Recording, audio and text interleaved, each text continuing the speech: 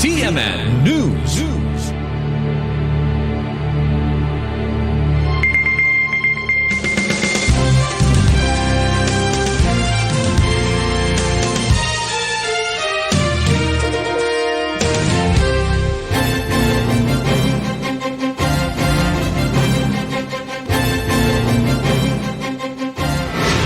CNN Live Nationwide.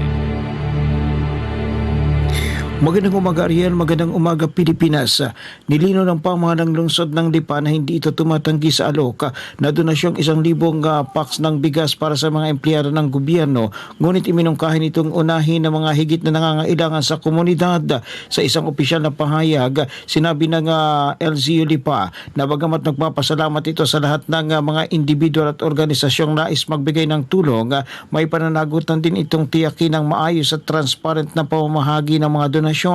Ayon sa lungsod, may nais magkaloob ng 1,000 packs ng tigli 5 kilong bigas para sa mga empleyado ng pamahalaan. Gayunpaman na mahigit 2,300 ang kabuang bilang ng mga empleyado ng gobyerno sa lungsod, kaya't naging usapin kung paano pipiliin ang mga makakatanggap ng ayuda. Bilang mungkahi, sinabi ng LGU Lipa na mas nararapat na unahin ng mga mamamayang higit na nangangailangan bago mga empleyado ng gobyerno. Binigyang diin ng lokal na pamahalaan ang kahalagahan ng responsableng pagpapahayag ng impormasyon.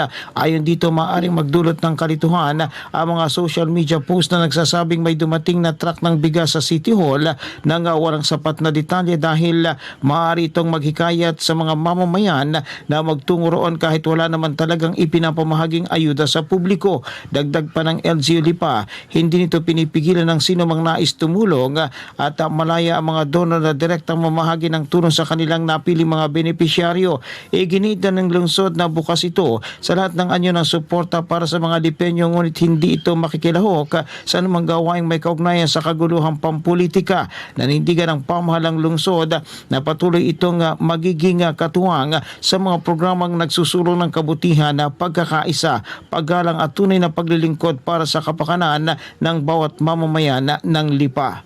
Mula sa DWAL-FM 95.9, ito si Renz Belda ng CMN Batangas, nagulat live para sa CMN Pilipinas.